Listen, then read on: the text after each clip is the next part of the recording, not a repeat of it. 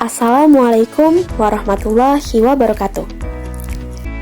Saya akan membahas topik yang sangat penting dalam ekonomi, yaitu utang. Kenapa utang menjadi perhatian? Karena utang bukan sekedar angka besar di buku, tetapi bisa berdampak besar pada pembangunan, pelayanan publik, dan masa depan generasi.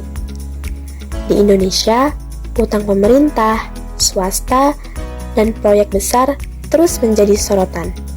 Salah satu kasus paling nyata adalah proyek kereta cepat yang diberi nama WUSH. Mari kita telusuri bersama. Sebelum kita masuk pada kasus berita terbaru tentang utang yang sedang ramai dibahas, mari terlebih dahulu kita pahami apa sebenarnya yang dimaksud dengan utang dalam konteks perekonomian. Utang merupakan sebuah kewajiban finansial yang diterima oleh satu pihak, misalnya pemerintah, perusahaan, atau individu dari pihak lainnya yang harus dikembalikan di masa depan seiring dilengkapi dengan bunga sebagai kompensasi pemberi pinjaman. Dalam konteks pemerintah, utang bisa berupa penerbitan obligasi, pinjaman luar negeri, atau pinjaman domestik dan sering dinilai sebagai rasio utang terhadap PDB untuk mengukur seberapa besar beban yang diemban negara. Jadi, sebelum kita membahas lebih jauh tentang isu utang yang terjadi di Indonesia, penting bagi kita untuk memahami konsep dasar ini agar nantinya kita bisa melihat secara lebih kritis, bukan hanya beberapa besar utangnya, tetapi bagaimana pula struktur, penggunaan, dan risikonya. Pertama, mari kita lihat secara umum utang Indonesia. Utang bisa dalam berbagai bentuk, seperti utang luar negeri, utang pemerintah, dan utang swasta. Meskipun rasio utang pemerintah terhadap PDB Indonesia masih berada di tingkat yang menurut beberapa analisis terkendali, tetapi ada risiko yang harus dikelola dengan baik. Dalam konteks manajemen, pengelolaan utang adalah bagian dari strategi fiskal, alokasi sumber daya, serta manajemen risiko organisasi. Organisasi yang dimaksud bisa pemerintah atau BUMN. Sekarang kita bahas salah satu contoh nyata utang besar yang sedang banyak dibicarakan di Indonesia, yaitu proyek kereta cepat Jakarta-Bandung atau yang dikenal dengan nama WUSH. Proyek ini awalnya dianggap sebagai simbol kemajuan transportasi Indonesia. Namun, di balik itu, proyek ini juga menyisakan persoalan besar, terutama dalam hal pembiayaan dan utang. Pada awal perencanaannya, biaya pembangunan kereta cepat ini diperkirakan sekitar 6,7 miliar dolar Amerika. Tetapi, seiring berjalannya waktu, biaya tersebut membengkak menjadi sekitar 7,28 miliar dolar atau setara lebih dari 116 triliun. Dari jumlah itu, sekitar 75% dananya berasal dari pinjaman luar negeri, dan sisanya berasal dari konsorsium perusahaan Indonesia melalui PT KCIC atau Kereta Cepat Indonesia China.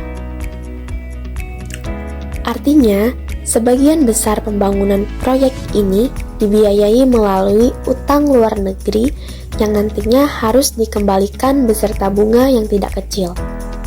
Menurut laporan dari berbagai sumber, bunga yang harus dibayar setiap tahunnya mencapai sekitar 2 triliun. Ini tentu menjadi beban finansial yang besar, terutama ketika pendapatan dari tiket penumpang belum bisa menutup biaya operasional dan cicilan utang. Data menunjukkan jumlah penumpang WUSH masih jauh di bawah target. Misalnya, pada awal tahun 2025, rata-rata penumpang harian masih sekitar 18 hingga 20 ribu orang per hari. Padahal, target idealnya di atas 30 ribu penumpang agar bisa menutup biaya bunga dan operasional. Akibatnya, PT Kereta Cepat Indonesia China atau KCIC mengalami tekanan keuangan dan pemerintah melalui BUMN harus turun tangan mencari solusi, termasuk kemungkinan restrukturisasi utang agar pembiayaan lebih ringan. Kasus utang proyek WUSH ini memberikan pelajaran penting bagi kita semua bahwa utang dalam proyek besar harus direncanakan secara cermat dan realistis dengan mempertimbangkan kemampuan membayar serta potensi pendapatan di masa depan. Sebab, jika perhitungannya tidak matang, maka utang yang awalnya dimaksudkan untuk investasi justru bisa berubah menjadi beban ekonomi jangka panjang, baik bagi perusahaan maupun negara. Proyek kereta cepat WUSH awalnya diharapkan menjadi simbol kemajuan infrastruktur Indonesia. Namun, pembengkakan biaya dari sekitar 6 miliar US dollar menjadi 7,28 miliar membuat pemerintah perlu mencari cara untuk melunasi kewajiban utang proyek tersebut.